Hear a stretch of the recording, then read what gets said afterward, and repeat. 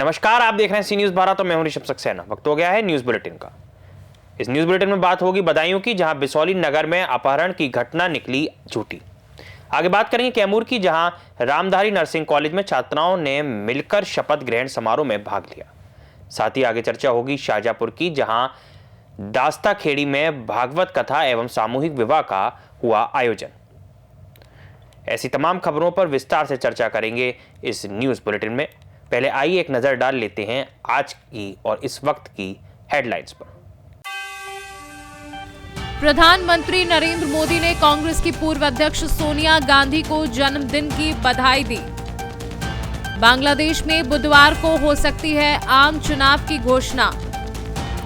7.6 तीव्रता के भीषण भूकंप के बाद जापान में लगातार तेज आफ्टर शॉक से दहशत।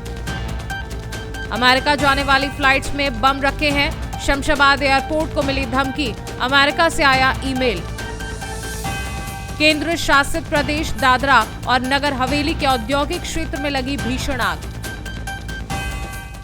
बिसौली नगर में कक्षा 8 के छात्र अनमोल के अपहरण की सूचना चंद घंटों में पुलिस ने झूठी साबित कर दी।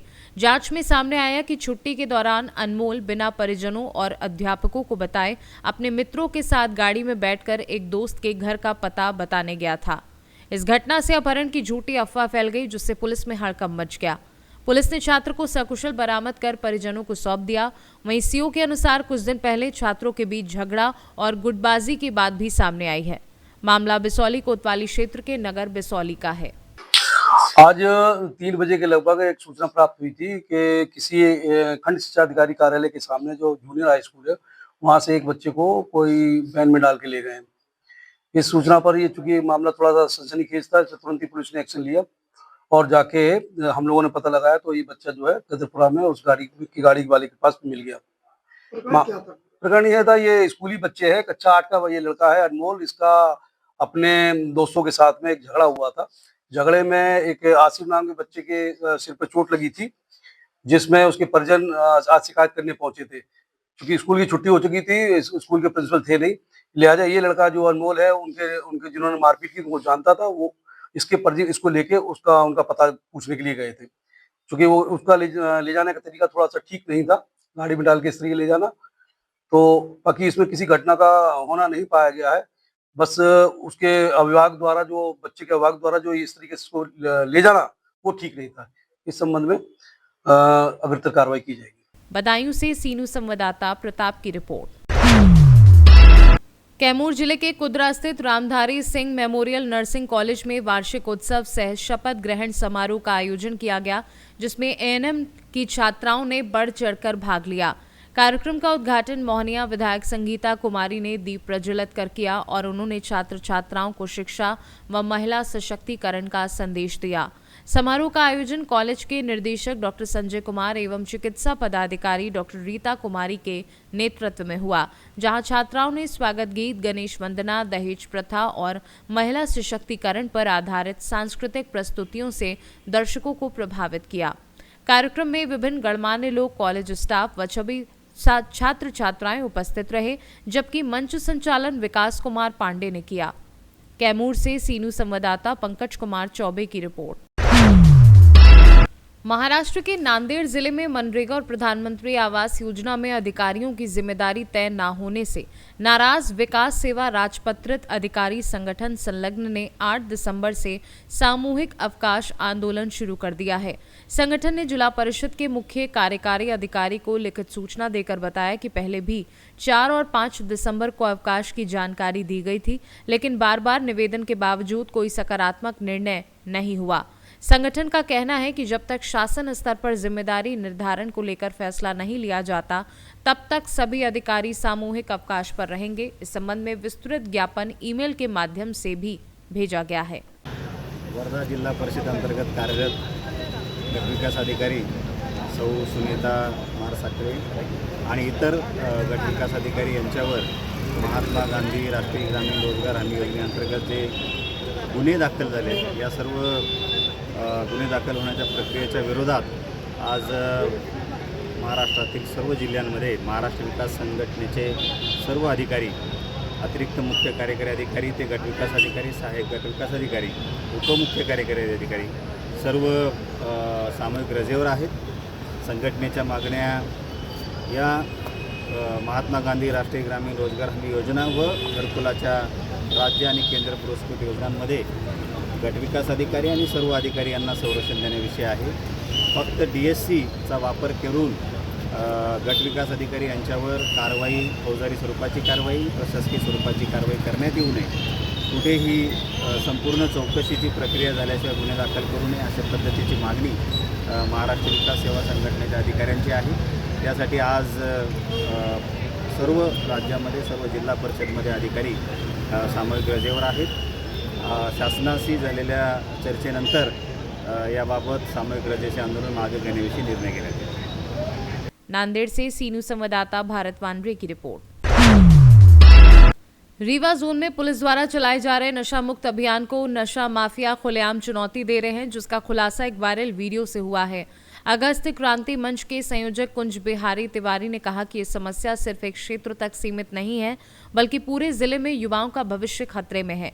उन्होंने मांग की कि नशा कारोबारियों के कॉल डिटेल निकालकर सप्लायर, बड़े माफिया और राजनीतिक प्रशासनिक संरक्षण देने वालों की पहचान कर सख्त कार्यवाही की जाए तथा पतेहरा की तरह नईगढ़ी क्षेत्र में भी व्यापक छापेमारी हो। तिवारी ने IG रीवा और SP मऊगंज से जीरो टॉलरेंस नीति को कागज नहीं बल्कि जमीन पर उतारने की अपील करते हुए कहा कि नशे के खिलाफ ये लड़ाई युवाओं और समाज के भविष्य को बचाने की है और जनता अब ठोस कार्यवाही चाहती है। रीवा से सीनू संवाददाता अर्जुन तिवारी की रिपोर्ट। शाजापुर जिले के दास्ता खेड़ी गांव में आगामी शिवरात्रि पर श्रीमद् भागवत कथा एवं निशुल्क सामूहिक विवाह समारोह का भव्य आयोजन किया जाएगा, जो कोविड के बाद पहला बड़ा कार्यक्रम होगा। आयोजन की जानकारी देते हुए पंडित गोविंद जाने ने बताया कि इस अवसर पर 1000 गायों की सेवा का संकल्प लेते हुए हर घर गाय और जात पात की विदाई का संदेश दिया जाएगा। कार्यक्रम में विधायक घनश्याम चंद्रवंशी ने गाय को धार्मिक, आर्थिक, स्वास्थ्य और पर्यावरण संरक्षण से जुड़ा बताते हुए इसके महत्व पर प्रकाश डाला, जबकि पूर्व संगठन महामंत्री माखन सिंह चौहान ने जातिगत भेदभाव को छोड़कर सामाजिक एकता और समरसता अपनाने का आह्वान किया। यह आयोजन धार्मिक आस्था, सेवा भावना और सामाजिक एकजुटता का प्रतीक बनेगा। यहाँ पर आप बता रहे हैं जब तक हिंदू समाज आगे नहीं आएगा, शासन गौशाला हम कहते हैं गाय की रक्षा होना चाहिए, गौ माता की जय। प्रदेश की सरकार भी इस तरह, लेकिन जेल मंच से बोलने से और गाय की रक्षा करेंगे हम, नंदी हो चाहे गाय हो, गाय की संरक्षण के लिए, नंदियों की संरक्षण के लिए सरकार ने जो सब्सिडी से लेकर जो सहयोग सरकार कर रही है वो सब जगह करेगी। और गोविंद जाने जी ने जो शुरुआत करी है नंदी साला की, आज हमारे क्षेत्र के लिए पहला प्रकल्प है ये। और जो भिंड के जोशी बंधु हैं उन्होंने इसमें बड़ा सहयोग किया है नंदीशाला खोलने के लिए। और आज के समय में वास्तव में जर्सी और हाइब्रिड जो गाय देखने को मिल रही है, उसके कारण से कहीं ना कहीं हमको शारीरिक कमजोरी से लेकर तो हमारी आने वाली पीढ़ी भी कमजोर हो रही है। तो हमारी स्वदेशी जो देसी गाय है उसके लिए देसी जो गोवंश की आवश्यकता है। तो आज देसी नंदियों की जो गौशाला 500 नंदियों की गौशाला खुलने जा रही है। मैं माननीय जो संत हैं, कथावाचक हैं गोविंद जाने जी, उनको बहुत बहुत शुभकामनाएं दूंगा। और माननीय मुख्यमंत्री जी ने भी उनकी ओर से वीडियो प्रेषित करके शुभकामनाएं दी है। उनकी व्यस्तता के कारण से वो इस कार्यक्रम में नहीं उपस्थित हो पाए, लेकिन उनकी ओर से भी उन्होंने बधाई दी है कि इस प्रकार का पहला प्रकल्प है और सरकार का सहयोग है हर जगह गौशाला और इस प्रकार के नंदीशाला के लिए। कांग्रेस एक आरोप भी लगा रही है कि हमारी जब सरकार बनी थी जब उस समय गौशाला खोली गई थी, लेकिन भाजपा के कार्यकाल में आज अच्छी रूप से गौशाला चल रही है। कांग्रेस तो हमेशा आरोप ही लगाती है और भारतीय जनता पार्टी के कार्यकाल को आप गिन लो और उनके कार्यकाल को गिन लो। उनके कार्यकाल में कांजी हाउस हुआ करती थी, गाय की बुरी स्थिति थी, उसमें मर जाती थी गाय और उनको खाने पीने की कोई व्यवस्था नहीं थी। आज हमने 40 रुपये प्रति गाय देने का जो निर्णय लिया है हमारी सरकार ने, तो ये गाय संरक्षण की बात हम करते हैं, वो लोग सिर्फ दिखावा करते हैं। शाजापुर से सीनू संवाददाता रमेश राजपूत की रिपोर्ट। कलेक्टर प्रीति यादव को नलखेड़ा स्थित विश्व प्रसिद्ध मां बगलामुखी मंदिर का निरीक्षण किया गया। इस दौरान उन्होंने परिसर से हटाए गए अतिक्रमण का स्थलीय निरीक्षण किया और मंदिर परिसर के समग्र व सुव्यवस्थित विकास को लेकर संबंधित अधिकारियों को आवश्यक दिशा निर्देश प्रदान किए। कलेक्टर ने भोपाल से आए आर्किटेक्ट्स के साथ आगामी मास्टर प्लान के संबंध में विस्तार से चर्चा की व विधिवत प्लानिंग कर चरणबद्ध कार्य योजना तैयार करने के निर्देश दिए। उन्होंने मंदिर भूमि पर श्रद्धालुओं को सुगम व सुरक्षित दर्शन की व्यवस्था सुनिश्चित करने, भीड़ प्रबंधन को व्यवस्थित करने, पार्किंग व्यवस्था, यज्ञशाला सहित अन्य आवश्यक निर्माण कार्यों को नियोजनबद्ध ढंग से करने के निर्देश दिए। वहीं निरीक्षण के बाद कलेक्टर प्रीति यादव द्वारा मां बगलामुखी के दर्शन कर विधिवत पूजा अर्चना की गई। आगरमालवा से सी न्यूज संवाददाता अर्श अहमद कुरैशी की रिपोर्ट। अकोला के MIDC औद्योगिक परिसर में रासायनिक कचरे से दूषित पानी की आपूर्ति को लेकर नागरिकों में भारी रोष है। स्थानीय नागरिकों व सामाजिक कार्यकर्ताओं ने आरोप लगाया है कि कई औद्योगिक इकाइयां बिना शुद्धिकरण के रासायनिक अपशिष्ट नालों और जल स्रोतों में छोड़ रही हैं, जिससे पानी बदबूदार व उपयोग लायक नहीं रहा और स्वास्थ्य पर गंभीर खतरा पैदा हो रहा है। इस संबंध में 8 दिसंबर को प्रदूषण नियंत्रण मंडल अकोला को लिखित शिकायत देकर जांच, दोषी कंपनियों पर सख्त कार्यवाही और स्थायी समाधान की मांग की गई है। नागरिकों ने चेतावनी दी है कि यदि जल्द कार्यवाही नहीं हुई तो वे आमरण अनशन शुरू करेंगे। अकोला से सी न्यूज संवाददाता प्रवीण बाहुरवाग की रिपोर्ट। छतरपुर जिले के खजुराहो स्थित कन्वेंशन सेंटर में मुख्यमंत्री डॉक्टर मोहन यादव विभागीय समीक्षा बैठक में शामिल हुए, जहां उनके स्वागत में नटराज लोक कला मंडल द्वारा बुंदेलखंड की पारंपरिक जबारा लोक नृत्य की प्रस्तुति दी गई। मुख्यमंत्री के 2 दिवसीय खजुराहो दौरे के दौरान खाद्य एवं नागरिक आपूर्ति, औद्योगिक नीति, MSME, राजस्व, नगरीय विकास, तकनीकी शिक्षा, कौशल विकास, जनजातीय व अनुसूचित जाति कल्याण तथा खनिज साधन सहित कई विभागों की समीक्षा बैठकें चल रही हैं। इस दौरान वे लगभग 510 करोड़ 65 लाख रुपए के 29 विकास कार्यों का भूमि पूजन व लोकार्पण भी करेंगे। साथ ही खजुराहो के पर्यटन और बुंदेलखंड के समग्र विकास पर विशेष फोकस रहेगा। छतरपुर से सी न्यूज संवाददाता कुलदीप सक्सेना की रिपोर्ट।